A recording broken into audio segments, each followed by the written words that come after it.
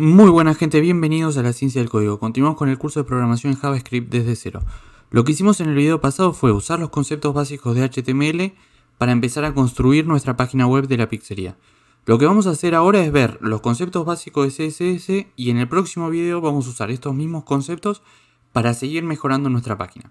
Bien, este es el archivo HTML de la pizzería tal cual lo habíamos dejado en el video pasado. No vamos a estar trabajando con este archivo. Así que voy a crear un nuevo proyecto que lo voy a llamar CSS y lo voy a abrir en Visual Studio Code. Vamos a crear un archivo index.html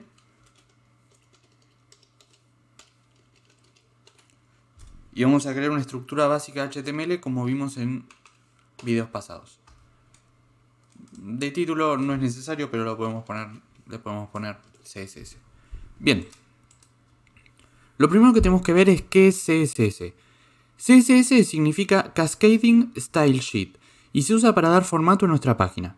Style Sheet hace referencia a que CSS se usa para dar estilos a los elementos de HTML. Y Cascading porque los estilos se van aplicando uno sobre el otro en forma de cascada. Más adelante vamos a ver a qué me refiero con esto. HTML de alguna forma le indica al navegador qué elementos queremos que aparezcan en nuestro sitio. Y CSS le indica cómo tienen que aparecer esos elementos. Vamos a ver que el CSS es conveniente ponerlo en archivos separados. Y de esta forma tenemos el contenido en nuestra página y el formato en archivos separados. Y podemos modificar la forma en la que se ve nuestra página por completo cambiando un único archivo. Bien. Lo primero que tenemos que empezar a ver es cómo incorporar el CSS en nuestra página. Vamos a crear un pequeño párrafo, que puede decir párrafo 1.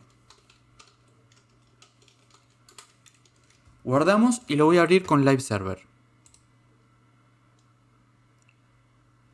Ahí aparece mi párrafo. Bien, la primera forma que tenemos de incorporar el CSS en nuestro HTML es lo que se conoce como CSS Inline. Modificamos esta etiqueta agregándole un atributo de forma tal de modificar el contenido de la etiqueta, de forma de modificar el formato del contenido de la etiqueta. El atributo se llama Style. Así que agregamos el atributo Style y entre estas dos comillas ponemos el formato que queremos que aparezca, o sea, el formato que queremos que afecte a lo que está dentro de la etiqueta. En este caso vamos a estar trabajando, en esta primera parte vamos a estar trabajando con dos cosas. Cambiar el color del texto y cambiar el tamaño de fuente. El color lo cambiamos con una propiedad que se llama color. Y acá podemos poner el color que queramos. De momento le voy a poner rojo. Punto y coma, eso es muy importante. Es necesario al final de terminar una sentencia de CSS poner punto y coma. Ya vamos a ver igual un poco más en detalle cómo es la sintaxis de un bloque CSS. Pero de momento tenemos una propiedad, el valor de la propiedad y punto y coma. ¿Sí? Siempre. La segunda propiedad que dijimos que vamos a usar es font size o tamaño de fuente. ¿Sí? Así que se escribe font size y vamos a poner 30 píxeles.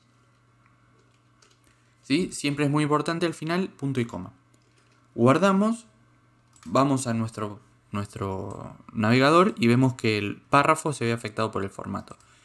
Bien, esta es la primera forma. ¿Cuál es la desventaja de esta forma? Es que si yo pongo un nuevo párrafo, por ejemplo, párrafo 2, guardo, no se ve afectado por el formato. Por ahí no quiero que se vea afectado por el formato, o sí. Pero en principio yo, si quisiera modificar el formato de este párrafo, tendría que volver acá a poner el atributo style. Y eso para cada párrafo que haga. Bien. Hay una forma un poco más sencilla. La segunda forma se llama CSS interno. Y consiste en el head, poner una etiqueta style y poner todo nuestro formato dentro de esa etiqueta. Acá vamos a seleccionar los párrafos, eso lo hacemos poniendo el nombre o cómo se representa la etiqueta en HTML, con la P en este caso. Dos llaves y entre llaves vamos a poner el formato. En nuestro caso vamos a poner color green, vamos a poner color verde en este caso, punto y coma, font size, y vamos a aumentarlo a 60 píxeles. Yo guardo y ahora los dos párrafos me deberían aparecer con el formato. Bien. Esta forma es buena, pero ¿qué desventaja tiene? Que si yo quisiera hacer otro archivo HTML, por ejemplo, no sé, podemos hacer uno que sea login.html.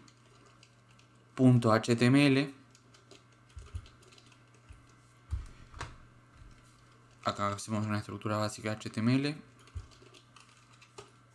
Y acá creo un párrafo.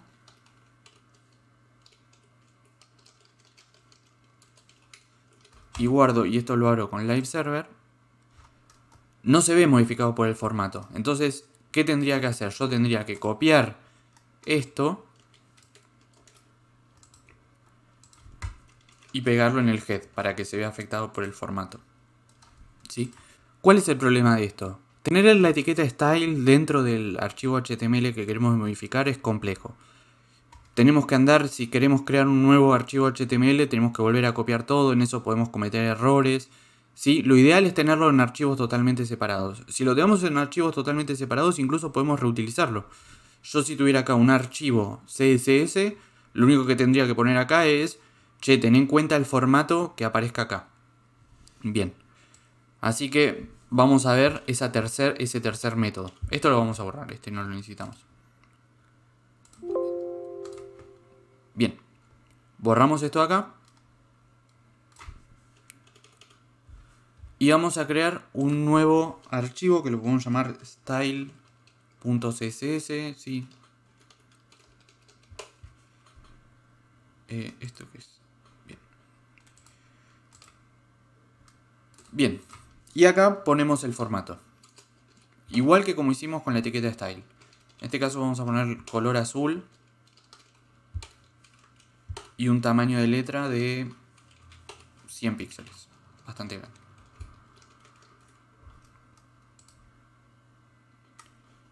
Vamos al navegador. Esto era porque me aparecía mi login HTML, que ya no está más. ¿Sí? Recargamos esto. Bueno, lo que pasa es que en el puerto 5000 ahora ya no está corriendo más mi index.html, sino que está corriendo el login.html. Así que lo abrimos con Live Server. Y no se cambió el formato. Bien, ¿por qué no se cambió? Porque yo de momento no comuniqué para nada mi index.html con el style.css. ¿Sí? Si se fijan y leen mi HTML, ¿cómo se daría cuenta mi HTML que yo acabo de escribir eso? Bien. Eso lo tenemos que hacer con una etiqueta que se llama link. Y en href vamos a hacer referencia a mi style.css. ¿Sí? Guardamos, volvemos al navegador y ahora sí vemos que aparece el formato. Bien. Esas son las tres formas que nosotros tenemos de agregar CSS a nuestro archivo HTML o a nuestra página web en general. Vamos a estar trabajando mucho con esta tercera forma, ¿sí? Es la más recomendable, como dijimos, tener el CSS por un lado y el HTML por el otro. Ahora lo que vamos a hacer es ver cómo es la sintaxis de CSS. Bien, si vamos al archivo style.css vemos que tenemos tres componentes. Cada instrucción de CSS tiene que tener tres componentes. Tiene que tener un selector, tenemos que tener una propiedad, dos puntos y el valor que va a tomar esa propiedad. Y punto y coma. Necesariamente todos los renglones CSS, todas las sentencias tienen que terminar con punto y coma. ¿Sí? Entonces, dijimos un selector, una propiedad, dos puntos y el valor de esa propiedad, punto y coma. Fíjense que con un mismo selector podemos poner varias propiedades. De hecho, podríamos poner todas las que quisiéramos. Pero esta es la estructura básica de una sentencia de CSS, ¿sí? Todas tienen que tener esta sintaxis. Ahora vamos a ver los distintos tipos de selectores. Esto de acá dijimos es un selector. Vamos a ver los distintos tipos de selectores que tenemos para trabajar con HTML. Bien, este primer selector con el que estuvimos trabajando se llama selector de elementos y me permite seleccionar en general elementos HTML, ¿sí? Puede ser un párrafo, como en este caso, con el selector P. Puede ser un encabezado H1, H2 o lo que sea. Puede ser un div, puede ser un section, puede ser un article, ¿sí? Lo que ustedes quieran. Cualquier etiqueta HTML la puedo seleccionar con un selector de elementos. Si yo acá pusiera un título, por ejemplo H1, y pongo título 1 y guardo, fíjense que no se ve afectado por el formato que nosotros pusimos. ¿Por qué? Porque nada más seleccionamos los párrafos, los elementos P. ¿Sí? Yo podría usar el mismo selector, por ejemplo H1, y darle un formato, por ejemplo, color green, punto y coma, perdón, y font size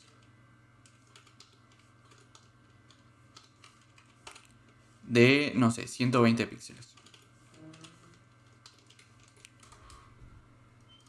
Volvemos y vemos que tiene el formato que le pusimos.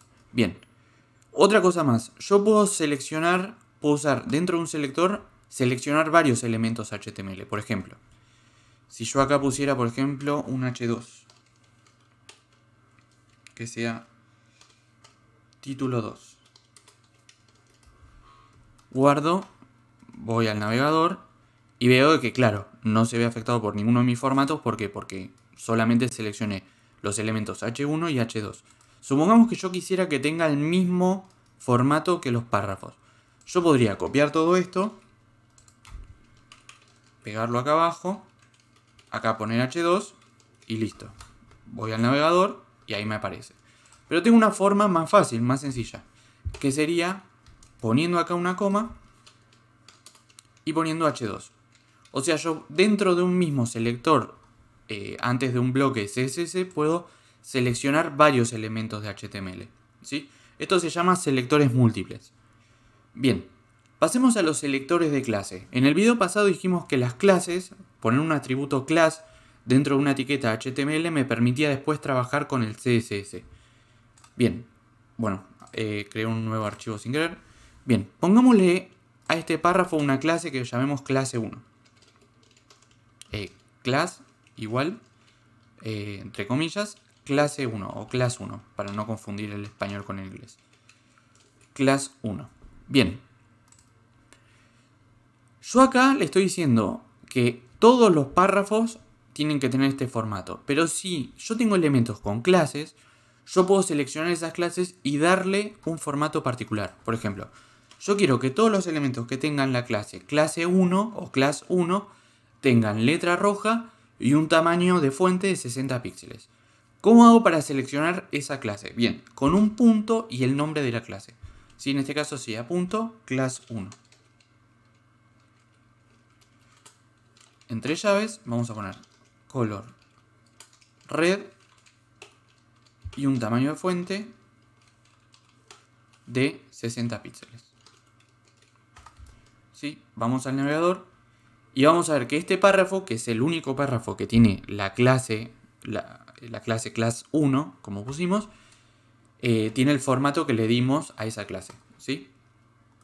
Yo podría usar esa clase para darle formato también a un título. ¿Sí? Yo podría poner class igual a class 1. ¿Sí? Si yo guardo y voy para acá, ahora tengo el título con el mismo formato que class 1. ¿Sí? Supónganse que yo quiero que los elementos de la clase 1 tengan este formato, pero solamente los elementos que sean párrafos. Yo eso lo puedo seleccionar poniendo así. A todos los elementos P, de todos los elementos... esto no va. Todos los elementos P, los que tengan class 1, van a tener este formato. Si guardo el párrafo que tiene... esto está mal, ¿eh? Ahí tengo dos comillas. El párrafo que tiene class 1 debería tener ese formato, pero el H2 no. ¿Sí? Si vemos es lo que ocurre. Este párrafo que tiene la clase class 1 tiene ese formato, pero este título H2 que tiene la class 1 no lo tiene. ¿Sí? ¿Por qué? Porque acá solamente seleccionamos a los párrafos. Bien. El otro tipo de selector que tenemos es el selector de ID. Para un único elemento con un ID particular. ¿Sí? Recuerden que en general los IDs tratamos de que sean únicos. Cada elemento tenga un ID distinto. ¿Cómo hacemos para seleccionar un ID? Con el numeral. ¿Sí? El numeral y el nombre del ID. Por ejemplo, ID 1. Quiero que tenga un color de fuente naranja.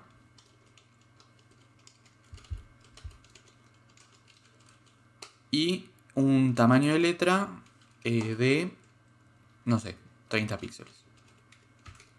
¿Sí? Y vamos a darle ese ID, por ejemplo, a este párrafo. Vamos a poner ID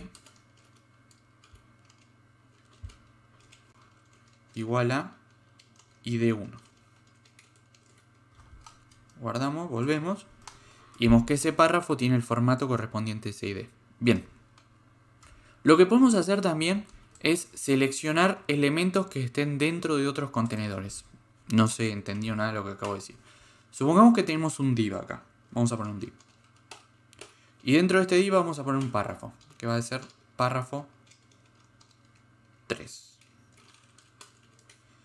¿Qué formato tendría que tener este párrafo? Bueno, nosotros acá dijimos que todos los párrafos tenían que tener color azul, el tipo del color de la letra tenía que ser azul, y el tamaño de la fuente tenía que ser 100 píxeles. Ese párrafo no tiene la class 1, ni tiene un ID. Sí, así que tendría que tener el formato de todos los párrafos en general. Y vemos que lo tiene. Bien. Pero supongamos que queremos darle formato a este párrafo en particular, ¿no? A este párrafo 3. Pero queremos darle formato no a este párrafo solamente, sino a todos los párrafos que estén dentro de un div, ¿no? Yo podría tener otro div acá.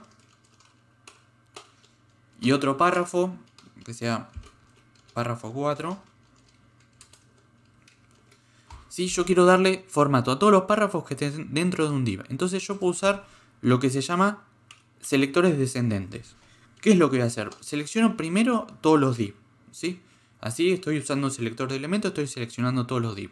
Ahora, dentro de esos div, quiero seleccionar los elementos P. Y acá les puedo poner el formato que yo quiera. Por ejemplo, color, no sé, acá tenemos varios colores. Color salmón. Y un tamaño de letra de, no sé, vamos a hacerlo de 10 píxeles, súper chiquitito. ¿Sí? Si vamos a nuestro HTML, ahí súper chiquitito, se ve muy muy chiquitito, vamos a ponerle 16 píxeles, un poco más grande. ¿Sí? Y acá tengo mis párrafos con esa propiedad. Estos párrafos se ven así entonces porque están adentro de un div. Nosotros con este selector descendente seleccionamos todos los div y todo lo que esté adentro de esos todos los párrafos que estén adentro de ese div van a tener color salmón y un tamaño de fuente de 16 píxeles.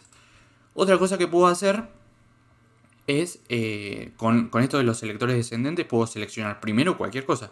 Podría seleccionar una clase, no usar un selector de elementos, sino usar un selector de clase. Por ejemplo, si yo acá tuviera una clase, class, vamos a poner class 2,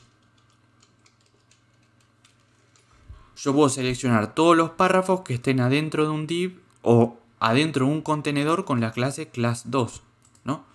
Yo podría poner, en vez de así un div, podría poner .class 2 y dentro de todos los elementos que tengan la clase 2 voy a buscar los párrafos y les voy a aplicar esta propiedad. ¿Sí? Si guardo y vuelvo, fíjense que este era el único párrafo que estaba dentro de un elemento con la clase class 2. Y este párrafo está dentro de un div, pero ese div no tiene la class 2, así que tiene el formato general de un párrafo. ¿Sí? Recuerden que borramos acá el selector este descendente que hemos usado primero el div y después el P y lo reemplazamos por class 2. Así que este párrafo 4 que está dentro de un div, se comporta como un párrafo común. ¿Sí? Caería dentro de este bloque. Bien. Y el otro tipo de selector que tenemos es el selector universal. Voy a borrar todo esto. Yo borro y guardo. Volvemos y tenemos el formato por defecto. Este es el formato por defecto. Fíjense que parte del formato por defecto se va a mantener siempre, a menos que nosotros le digamos que no queremos que lo tenga. Que tampoco es cosa difícil, pero no nos vamos a preocupar mucho por eso en este video. ¿Sí? Fíjense que los títulos están en negrita y si ustedes ven lo que nosotros vinimos haciendo, por más de que modificamos el tamaño de la fuente y el color, el título sigue estando en negrita. Eso lo tenemos que sacar nosotros con el CSS, tenemos que aclarar. No quiero que esté en negrita, pero bueno, no lo vamos a hacer de momento. El siguiente selector y el último con el que vamos a trabajar es el selector universal, que es un asterisco, simplemente un asterisco, y me sirve para seleccionar, como bien dice el nombre, universal, todo. selecciono todo el documento y le digo, quiero que se aplique este formato a todo el documento. Por ejemplo, si yo quiero que todo el documento tenga color rojo, selecciono todo el documento, le pongo el color rojo y un tamaño de letra de, no sé, 25 píxeles. ¿Sí? Guardo y voy al navegador y veo que todo el texto es de color rojo, todos los elementos. Yo si acá agrego uno nuevo, un nuevo párrafo,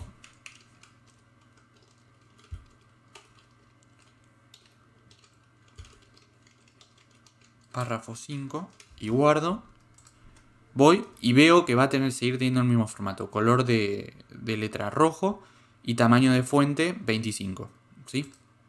Bien, esos son todos los selectores con el que vamos a trabajar.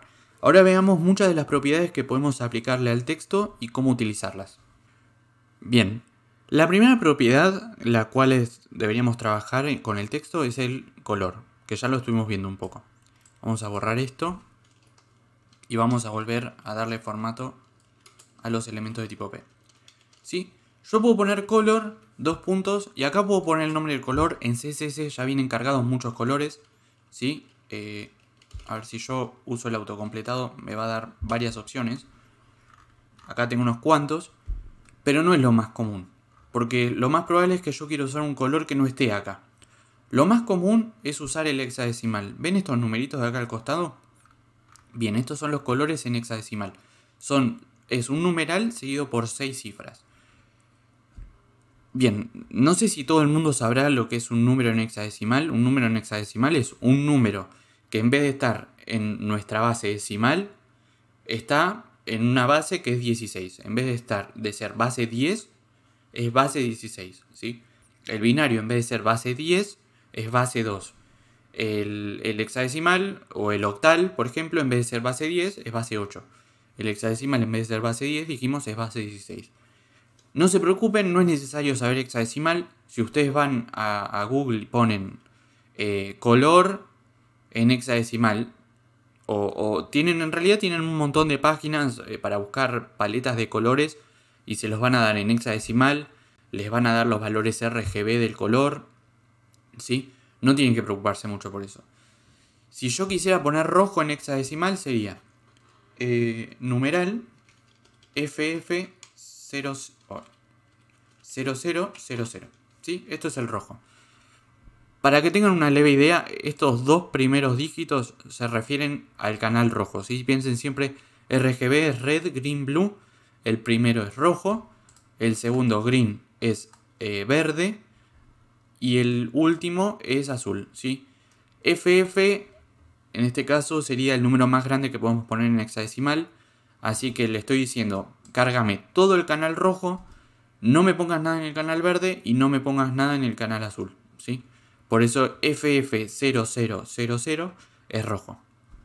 Pero les digo, si ustedes buscan en Google van a poder encontrar un montón de lugares donde les van a dar paletas de colores en hexadecimal y distintas formas de nombrar al mismo color, más que nombrar, sino describir al mismo color, ¿no? Los canales RGB, qué valor corresponde al rojo, al azul y al verde.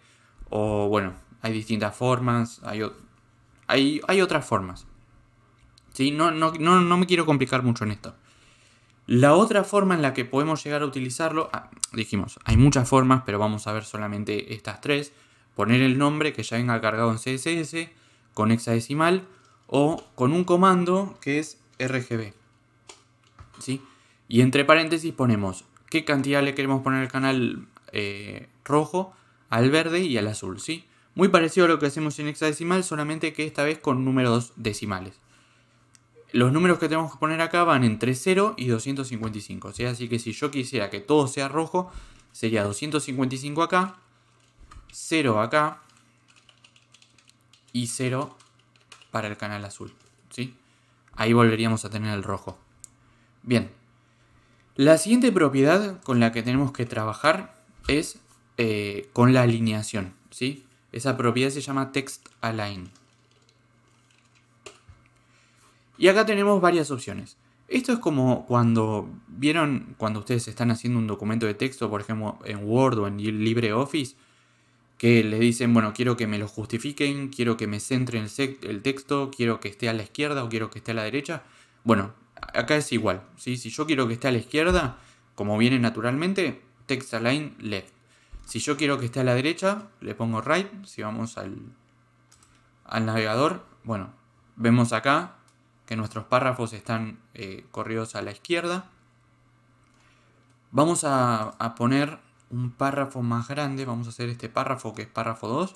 Lo vamos a hacer más grande. Recuerden que nosotros podemos escribir un párrafo un poco aleatorio poniendo lorem y después la cantidad de caracteres que quiero que tenga el párrafo. En este caso 100 le ponemos. Y me crea un párrafo aleatorio con 100 caracteres. Bueno, no sé si es aleatorio o no, pero si se ven no es español por lo menos. Bien. Vamos acá vemos nuestro párrafo de 100 caracteres corrido a la izquierda. Vamos a justificarlos, ¿sí? Vamos acá y lo justificamos con esta misma propiedad, text align justify. ¿Sí? Y ven que acá me aparece ya justificado. Y por último, si quiero que esté centrado, le ponemos center. Guardamos y volvemos. Y vemos que ahí está todo centrado, ¿sí? Bien. La siguiente propiedad que vamos a ver, ya la estuvimos viendo, es font size, que me sirve para cambiar el tamaño de la fuente. Pero lo que vimos es que la podemos poner en píxeles. Hay otras unidades que podemos usar, ¿sí? Vamos a poner font size. Y si vemos acá, bueno, de nuevo vienen algunas cosas precargadas en CSS para ponerlo, para poner un tamaño de letra grande, chico, muy grande. Pero acá tenemos algunas unidades más que también son bastante útiles.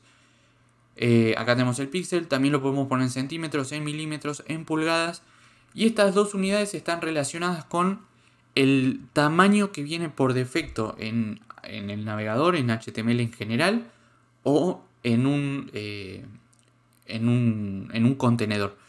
Esa era el contenedor es em, la cual no voy a hablar porque no los quiero confundir, pero sí vamos a usar rem. Vamos a ver qué se trata esta rem. Bien, por defecto en el navegador viene un tamaño de letra de 16 píxeles. Y rem hace referencia a ese tamaño de letra. O sea, para calcular el tamaño en píxeles que le quedaría, tendrían que hacer la cantidad de rem que ustedes pongan por el tamaño de esa fuente en píxeles. Si yo le pongo 10 rem, ¿cuál va a ser el tamaño de letra? Si rem, el 10 y el rem tienen que ir seguidos. Si dijimos que el tamaño de letra característico del navegador es 16 píxeles, si yo pongo 10 rem, el tamaño de letra que va a tener mis párrafos es de 160 píxeles, ¿sí? 10 por 16. Si yo guardo y vuelvo al navegador, veo que los párrafos me quedaron enormes. Les quiero comentar unas cosas que no se las comenté antes. Si yo hago clic derecho y voy a inspeccionar, puedo ver todos los elementos HTML que aparezcan en mi navegador, ¿sí? Si yo voy pasando por cada uno, fíjense que me los va seleccionando, o sea, me los va iluminando. Entonces, seleccionemos por ejemplo este párrafo.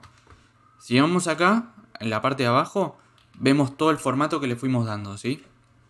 Con CSS. Incluso me dice dónde aparece, ¿sí? Me dice que todo este formato se lo di en el archivo style.css. Si vamos a Computed, vemos cuáles son los valores que se terminan computando para mostrármelo en el navegador. Y fíjense que el tamaño de letra, como dijimos, es 160 píxeles, ¿sí? Porque le pusimos 10 rem y el tamaño de letra por defecto de HTML o del navegador en este caso es 16 píxeles. Así que 16 por 10 me da 160. Bien. La siguiente propiedad con la que vamos a trabajar es el tipo de tipografía, ¿no? ¿Qué tipografía tengo? Vamos a ver cómo cambiarlo de forma muy fácil. Vamos a trabajar mucho con una página que se llama Google Fonts. Muy útil. No me aparece acá. En el cual tengo un montón de tipografías que yo puedo usar en mi página. ¿Sí? Pueden inspeccionar, tienen un montón. Si aprietan en una, les muestra cómo queda en regular, en negrita, en itálica. ¿sí? Pueden cambiar el tamaño de la letra para ver si la quieren más grande, más chica. Les da un pantallazo en general de cómo quedaría esa tipografía donde sea que ustedes la van a usar. Lo importante es que si yo voy acá a Select this font y aprieto acá en Family Selected, me dice cómo incorporarla en mi página, ¿sí? Me dice que puedo incorporarla a través del HTML o a través del CSS. Lo que vamos a hacer es incorporar a través del CSS. Así que copiamos esto, tal cual como está, Control C, me voy a mi navegador, a Visual Studio Code y pego la fuente. Guardo y vuelvo al navegador. Y fíjense que los párrafos me aparecen con la fuente que pusimos. Los títulos no. Fíjense que los títulos siguen apareciendo con la fuente por defecto. Si yo quisiera que todo se vea con esta fuente, que es lo más común, yo generalmente elijo un tipo de fuente para toda la página, usamos el selector universal, ¿sí? Dentro del selector universal, cortamos esto de acá y lo pegamos acá. Y automáticamente todo el texto de mi página se va a ver con esa fuente, ¿sí? Bien, estas son unas cuantas propiedades del texto con las cuales vamos a ir trabajando. Si llegamos a necesitar alguna otra, vamos a ir hablándola más adelante. Lo que vamos a hacer ahora es ver algo muy importante que se llama modelo de caja o box model. Bien, para empezar esto no tiene que estar acá. Se me pasó. Bien, guardo. Y volvamos al navegador. No sé para qué vino Visual Studio Code. Volvamos al navegador y vayamos a esta parte. Este es el modelo de caja. Vamos a cambiar el tamaño de texto, el tamaño de la letra, porque es enorme. Vamos a dejarlo en un rem, ¿sí? Recuerden, un rem sería 1 por 16. Me debería quedar en 16 píxeles. Si voy al navegador, voy acá, vemos que el tamaño de fuente me quedó en 16 píxeles. Bien, este es el modelo de caja. Yo tengo acá el contenido.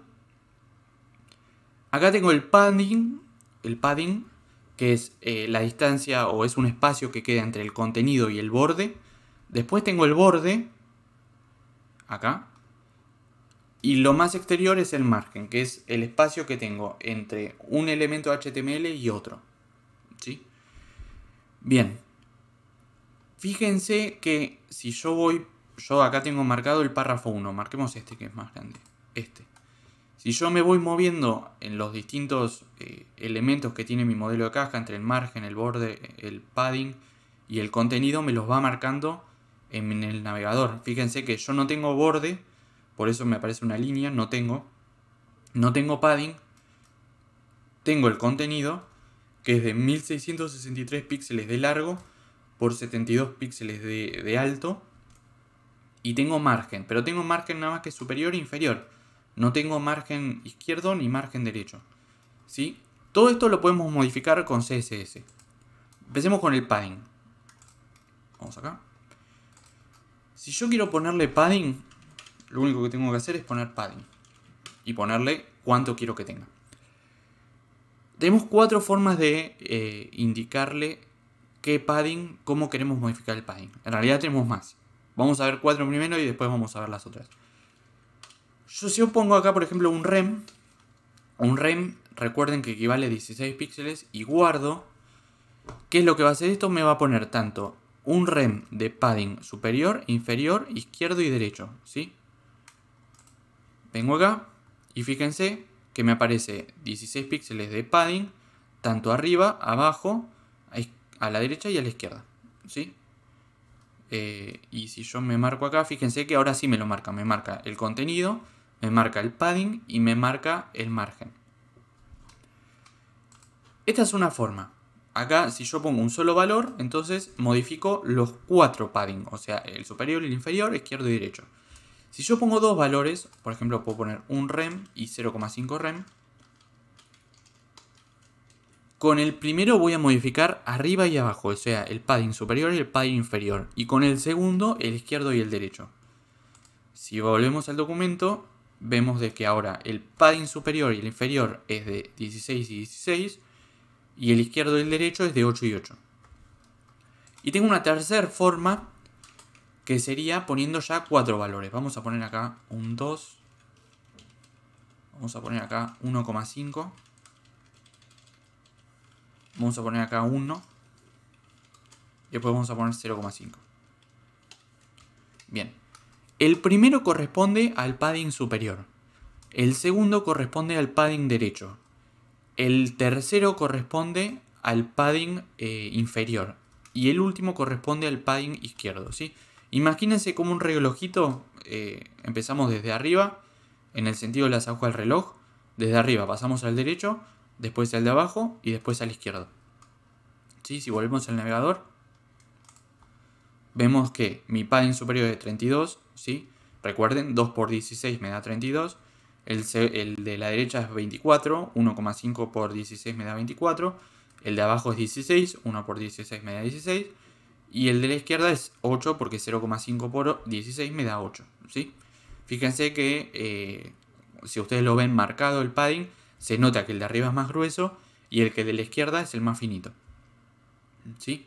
Así podemos modificar el padding, pero también podemos modificarlo si, por ejemplo, nosotros no quisiéramos modificar, ¿sí? Vimos cómo modificar todo, vimos cómo modificar el superior y el inferior con el mismo valor, y el izquierdo y el derecho con el mismo valor, y vimos cómo modificar los cuadros. Pero supónganse que yo quisiera agregar nada más que 1. Bueno, una opción para agregar 1 nada más, por ejemplo, si quisiéramos tener padding superior nada más, sería dejar el 2 rem ahí y poner 0, 0 y 0, ¿no?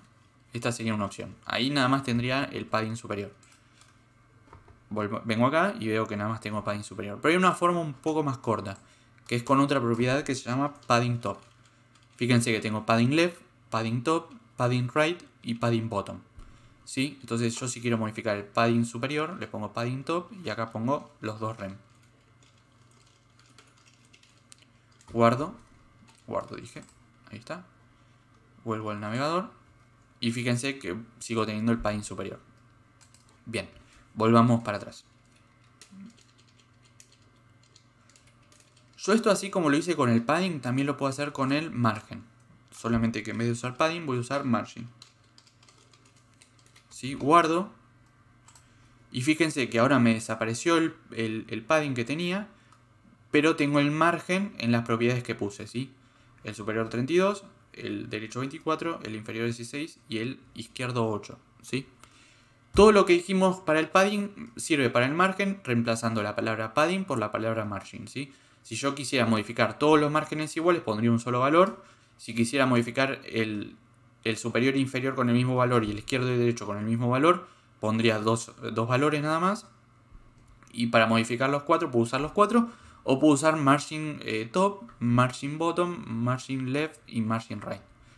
Bien. Vamos a ver cómo modificar el borde. El borde lo podemos modificar con la propiedad border.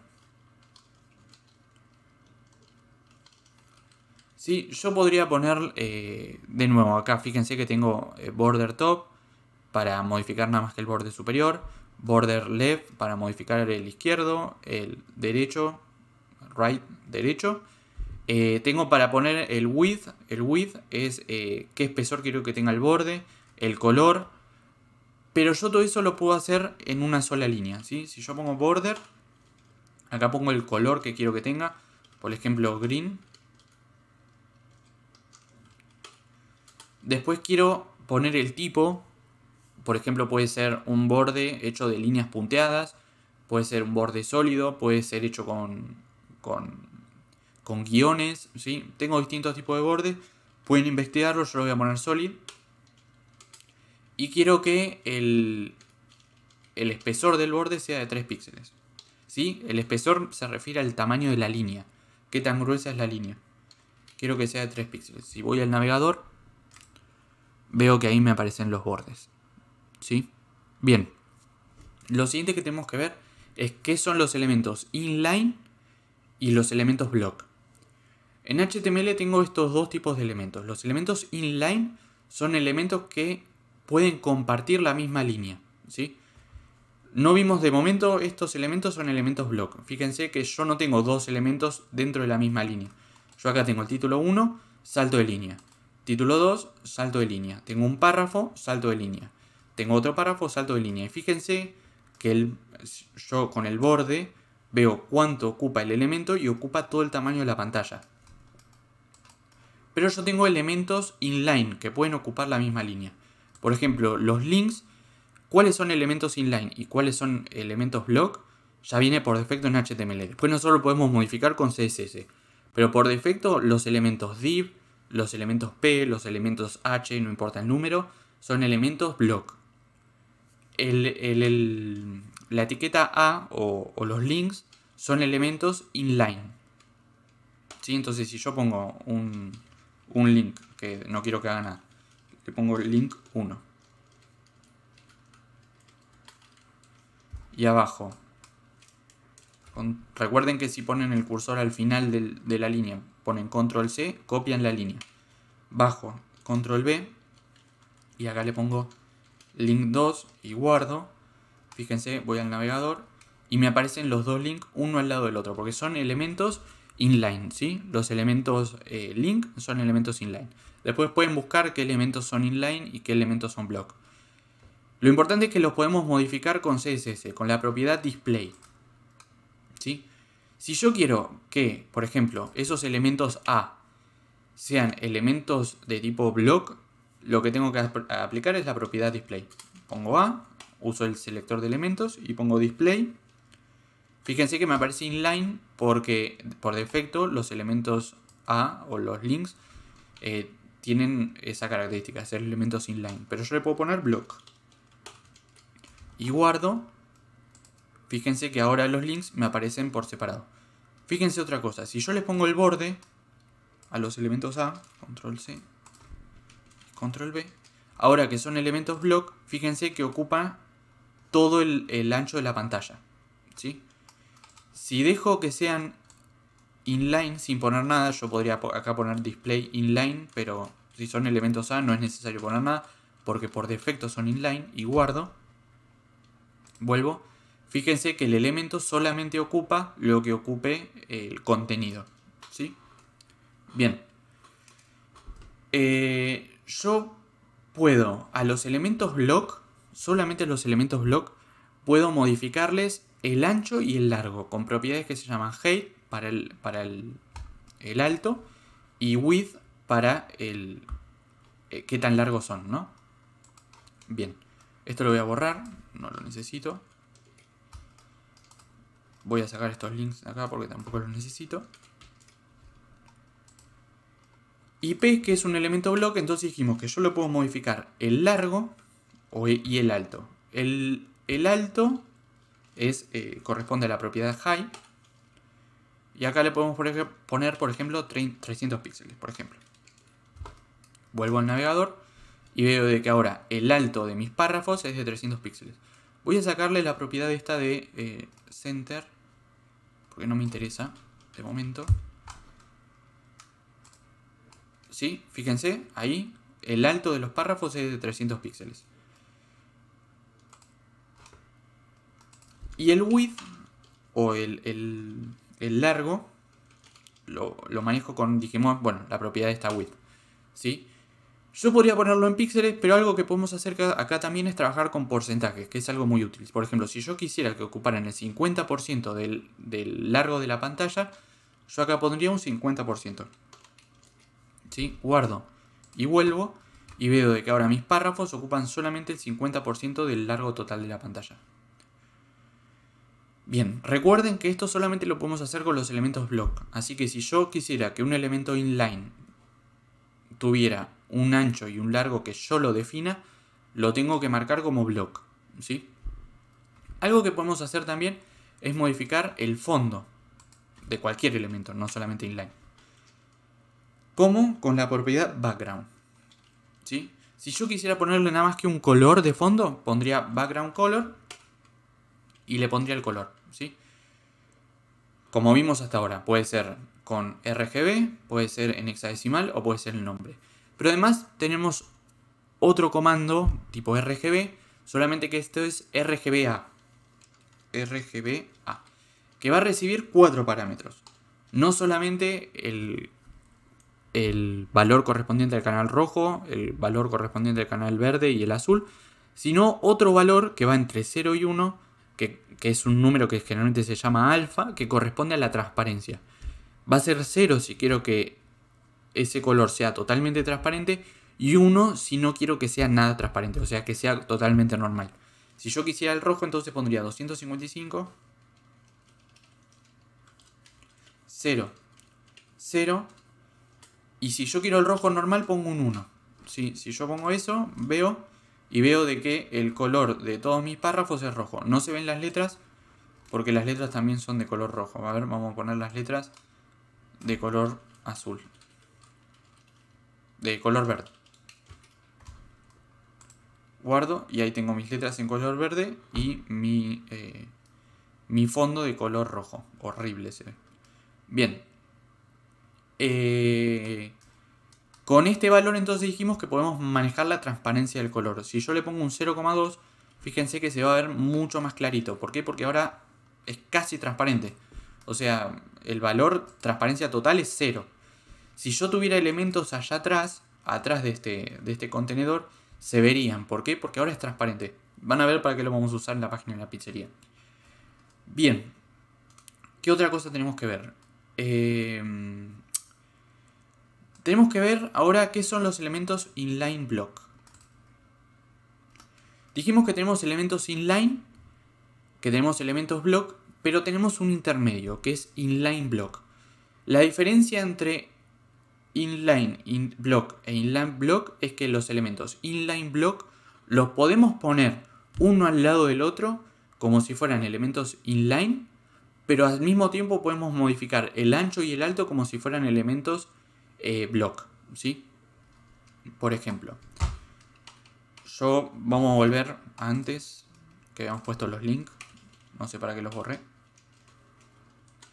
Vamos a poner link 1, control C, control V, y este va a ser link 2. ¿Sí? Guardo. Y acá lo vamos a desplegar como elementos. De momento los vamos a dejar como elementos inline. Fíjense qué pasa si yo le pongo, por ejemplo, quiero que el alto de este elemento sea 300 píxeles. Si yo voy al navegador, acá me aparecen mis elementos. No sé si acá me aparecerá. A ver, si voy para abajo y marco un link, fíjense. A ver. No, acá en Style. No me aparece. Bueno, no me aparece el tamaño del elemento. Fíjense que me aparece acá como que tiene un alto de 300 píxeles. Pero si yo volvamos a Visual Studio Code y pego, por ejemplo, a ver, vamos a ponerle el borde para ver qué tan grande es efectivamente mi elemento. Yo pego el borde, fíjense, vuelvo al navegador y fíjense que estos atributos, estas etiquetas link no tienen un alto de 300 píxeles como dice ahí. Estaba buscando a ver si aparece, pero no lo encuentro. Bueno, pero si yo hago que otra cosa, antes de pasar a que se desplieguen como inline block. Si yo le pongo display block y vuelvo, ahora veo que sí tienen un alto de 300 píxeles, pero no los puedo poner uno al lado del otro. Si le pongo display inline block, voy a ver de que puedo que uno quede al lado del otro, pero puedo manejar el alto y el ancho como quiero. Inline block, así se escribe. Guardo, vuelvo al navegador y veo de que el alto es de 300 píxeles, pero me queda uno al lado del otro, ¿sí? Tienen propiedades de los elementos inline y tienen propiedades de los elementos block. Hay algunas diferencias más, pero no las vamos a tratar de momento, por ahí más adelante las veamos, pero ya les digo, esto es una introducción a CSS. Lo que vimos antes fue una introducción a HTML. Este no es un curso completo de CSS ni de HTML, ¿sí? Entonces estamos viendo cosas básicas que después las vamos a necesitar para JavaScript. Así que de momento nos vamos a quedar con esto. Bien, otra cosa que tenemos que ver es cómo posicionar los elementos dentro de nuestra página. O sea, qué posición quiero que vayan tomando. Así que pasemos a ver eso. Bien, la posición de los elementos la podemos modificar con el atributo, o con la propiedad más bien dicho, position, ¿sí? Entonces, Fíjense, volvamos al navegador un segundo, que los elementos van tomando una posición como ordenada, ¿no? Yo tengo primero el título, después tengo el título 2, después tengo el párrafo, como todos estos son elementos block, ocupan toda la línea, ¿sí? Así que abajo me aparece el segundo párrafo, abajo me aparece el tercer párrafo, abajo el cuarto, el quinto, y después me aparece el link 1 y el link 2 que quedan juntos porque son elementos inline.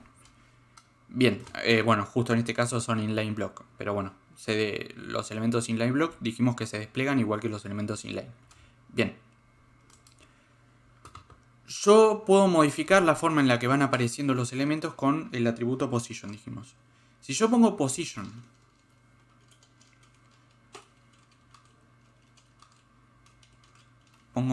static, esta es la posición que tiene por defecto el elemento. ¿Sí?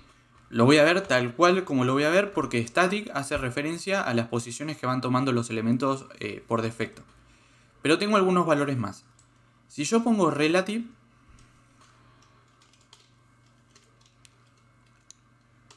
la posición de este elemento va a ser relativo a su posición por defecto. O sea, yo puedo poner relative y acá ponerle left, por ejemplo, 50 píxeles. Y lo que va a hacer esto es correrme 50 píxeles desde la izquierda respecto a su posición por defecto. O sea, la posición que originalmente tendría que tomar. Si yo guardo y vuelvo al documento, veo de que todos los párrafos están corridos 50 píxeles hacia la izquierda respecto a su posición original. Otro valor que puede tomar esta propiedad position es fixed. ¿Qué hacemos con esto? Que los elementos queden en una posición fija en el navegador. No importa si yo bajo o subo la pantalla del navegador, o sea, si yo hago scroll. ¿Sí? Vamos a ponerse un solo párrafo. A ver. Si vamos acá, por ejemplo, este párrafo que tiene la clase... no, perdón, este párrafo no tiene ninguna clase. Este párrafo que está dentro de un div con class 2. Entonces yo podría poner... acá. Podría poner punto class 2 p. Y este quiero que tenga position fixed. Si voy al navegador, veo de que este párrafo tiene siempre la misma posición independientemente de cómo yo mueva la pantalla del navegador, o sea, cómo yo haga scroll. Bien, esta propiedad position puede tomar algunos valores más, pero de momento lo vamos a dejar acá. Algo que casi me olvido de mostrarles, antes de continuar con lo que sigue, es que como fondo podemos poner también una imagen. ¿Sí? Borramos esto hasta acá. Y ponemos URL para mostrar dónde está la imagen. De momento el tema es que yo no tengo ninguna imagen en el proyecto. Voy a agarrar y voy a copiar, a ver, alguna imagen del proyecto de la pizzería. Por ejemplo esta. Y la pego acá nomás. No voy a poner ninguna carpeta. En general tenemos que tener todo bien ordenado, ¿sí? Nuestros archivos HTML por un lado, nuestros archivos CSS por el otro. Y nuestras imágenes, videos y recursos en general en carpetas. Pero como no voy a poner ninguna imagen más y solamente voy a tener estos tres archivos, lo pego ahí tranquilamente, ¿sí? Vuelvo a Visual Studio Code. Y acá pongo punto barra, perdón, punto, no dos puntos, punto barra, y fíjense que se aparecen los dos archivos que tenemos en esta carpeta, ¿no? El index.html y pizza3.jpg. Aprieto pizza3.jpg, guardo, y si voy al navegador veo que de fondo me aparece la foto de la pizza. Pero, ¿cuál es el problema? La foto de la pizza es enorme, no sé cuántos píxeles por cuántos píxeles sería, pero supera claramente el tamaño que tiene el párrafo. Igualmente le voy a sacar esto al párrafo y se lo voy a poner a los contenedores. Ahora voy a poner un div, porque generalmente el fondo se lo pone un contenedor, no a la etiqueta del párrafo. Se puede tranquilamente, recién vimos que se podía hacer. pero por lo general... A ver, ¿lo copié? No, no lo copié. Pero por lo general se pone a un contenedor. ¿Sí? Entonces pongo punto ahí. A ver cuántos párrafos tengo en contenedores. Yo tengo este contenedor, tengo este otro. Bueno, tengo 2 párrafos dentro de contenedores. Si vuelvo al navegador, esos 2 párrafos me aparecen dentro de un... bueno, para. ¿Por qué? Me aparece uno acá nada más. Tengo el párrafo 3. Que el párrafo 3 es este. Pero claro, no como el contenedor. El contenedor debe estar como por acá. Fíjense. Vamos a crear. Vamos a ponerle el borde a los contenedores. Para ver dónde están. Pongámosle borde rojo para diferenciarlos. Una cosa es el tamaño del párrafo y otra cosa es el tamaño del contenedor. Si yo vuelvo al navegador, fíjense que acá me aparece el borde del contenedor y este es el borde del párrafo. Pero fíjense que me aparece como un borde más grueso. Eso debe ser porque se están superponiendo 2 contenedores. Ven, este div está por ahí, es este, y este div está allá atrás. Fíjense que se me marca, no sé si lo llegarán a ver, pero se me marca el margen arriba. Fíjense que cuando yo me paro acá en este div, acá arriba en esta barra roja enorme, se me pone naranja. Eso es porque los 2 contenedores están juntos. Vamos a sacar esto de position fixed. De hecho, vamos a sacar todo esto. Guardamos. Y acá me aparecen los 2 contenedores, uno al lado del otro. Fíjese que están pegados. ¿Por qué? Porque el contenedor no tiene un margen. ¿Sí? Volvamos acá. Si yo me paro en el contenedor, voy acá, el contenedor no tiene un margen.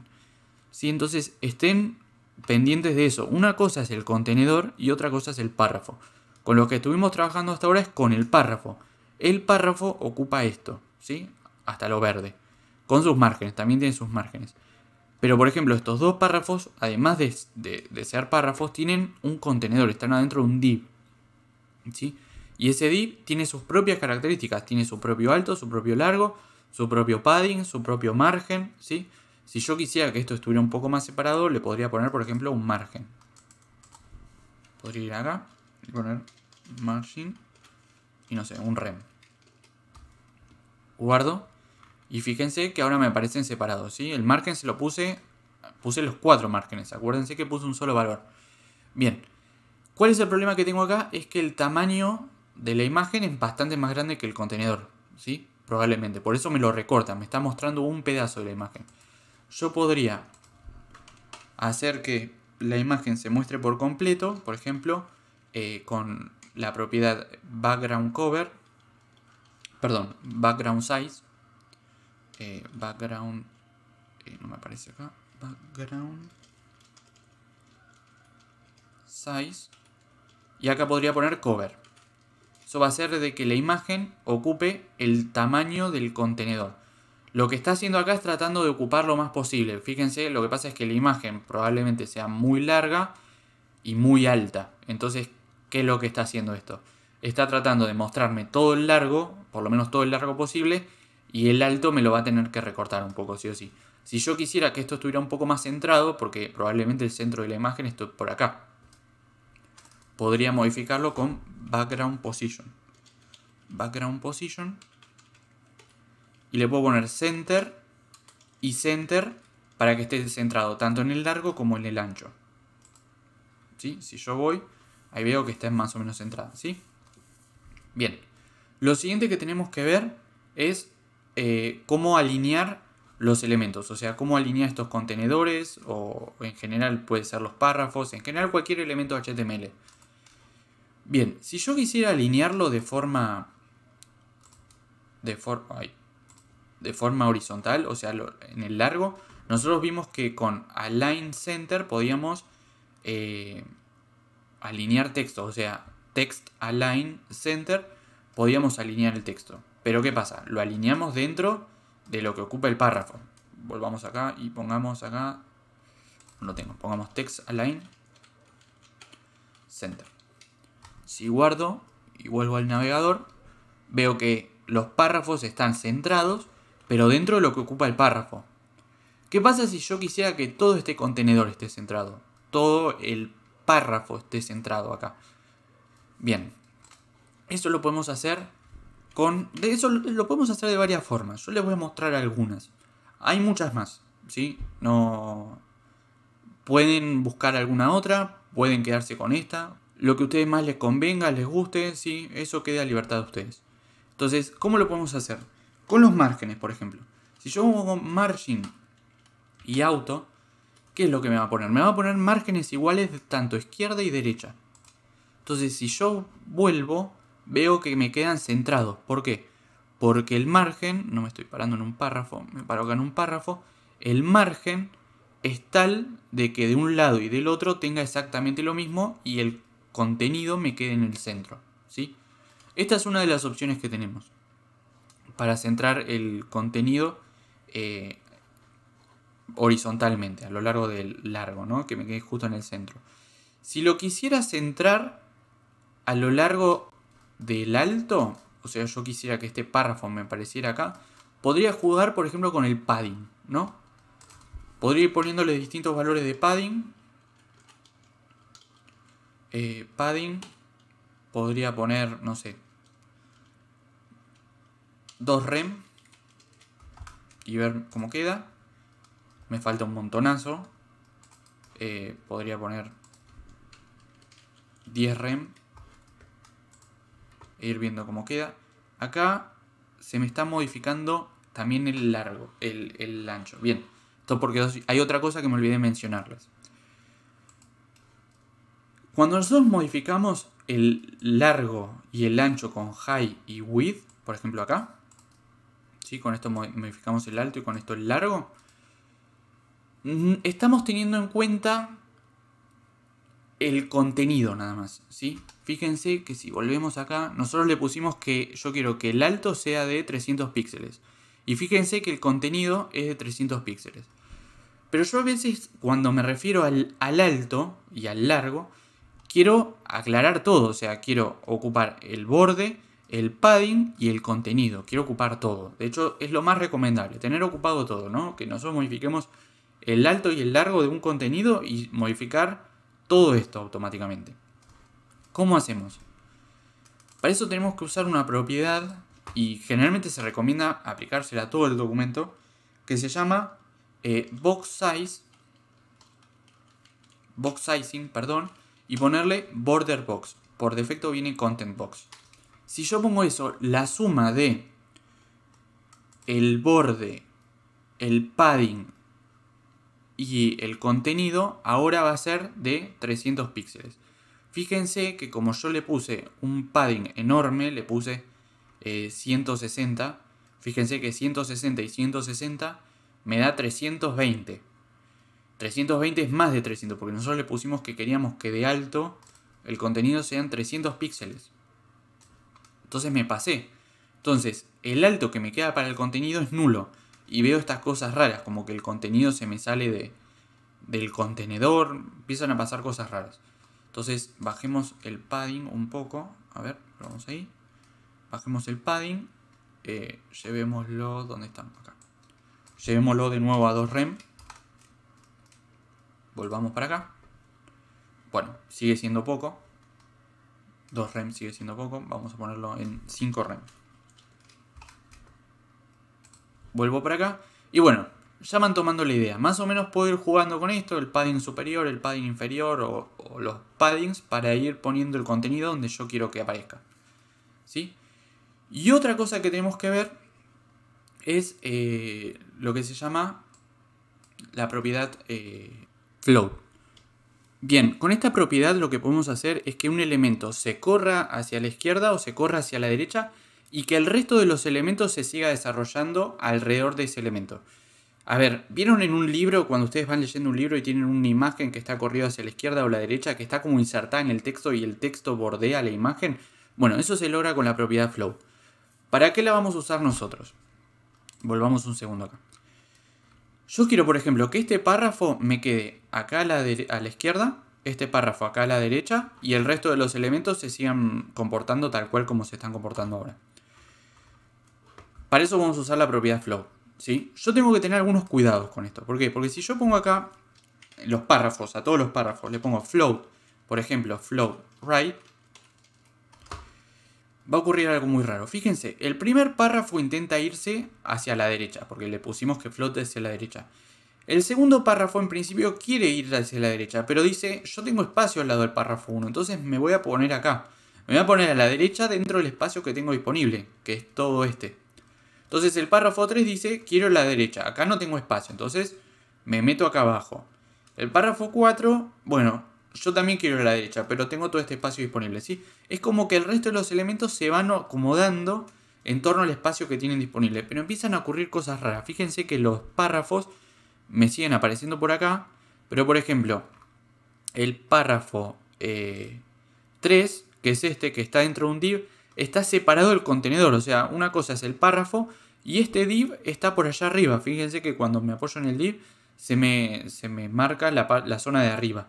Y lo mismo con este. Sí, entonces tengo que tener algunos cuidados con float para que no empiecen a ocurrir cosas raras. Lo que vamos a hacer es, vamos a sacar este float de acá. Me comí la llave. Y vamos a crear dos nuevas clases. Una que se va a llamar right. Right. Que va a ser float right. Y otra que se va a llamar left. Punto left. Que va a ser float left. Bien. Ahí. Bien, de momento nada, ¿por qué? Porque no aplicamos estas clases en mi HTML. Vamos a hacerlo. Fíjense una cosa acá que me acabo de dar cuenta. Fíjense que tengo para los elementos P, tengo márgenes acá y márgenes acá. ¿Cuál se está ejecutando? Si yo vuelvo acá, veo que el que se está ejecutando es el auto, porque los elementos están centrados. Están todos centrados. A eso nos referimos con que CSS se aplica en forma de cascada. Fíjense que primero se lee se lee esta propiedad, después esta propiedad, después esta propiedad, después esta, vamos bajando y llegamos a esta. Esta sobrescribe esta, ¿sí? Entonces la que se va a aplicar siempre es la de más abajo. Vamos a sacar esto de momento. Y vamos a sacar el margen acá también, porque nos va a generar problemas para lo que queremos hacer. Voy a guardar. Voy a mi index.html y voy a agregar las clases. Yo le puedo agregar más de una clase a un elemento. No tengo por qué andar haciendo cosas raras. Yo acá simplemente pongo espacio y pongo left, ¿sí? Porque quiero que este párrafo sea el que flote a la izquierda. Y acá voy a agregar la clase right. Como no tengo ninguna clase, tengo que poner el atributo class y el valor right. Guardo y vuelvo y veo que tengo... Bueno, me siguen pasando cosas raras, ¿no? Porque tengo un elemento flotando a la izquierda, otro elemento flotando a la derecha, y después el párrafo 3, ya ni sé dónde está. Los div, que no deberían estar acá, deberían estar abajo, deberían estar a continuación de esto, están metidos por acá. El párrafo 3 sigo sin encontrarlo, a ver si me pongo acá. A ver, acá está el párrafo 3. Bueno, está como metido por acá adentro, andás a ver dónde está. Acá está, miren, párrafo 3, pero el div del párrafo 3 está acá arriba y bueno, nada, un quilombo. ¿Qué es lo que ocurre? Estos elementos siguen como desarrollándose a lo largo de estos párrafos y los divs se meten adentro, bueno, cosas raras. ¿Cómo soluciono esto?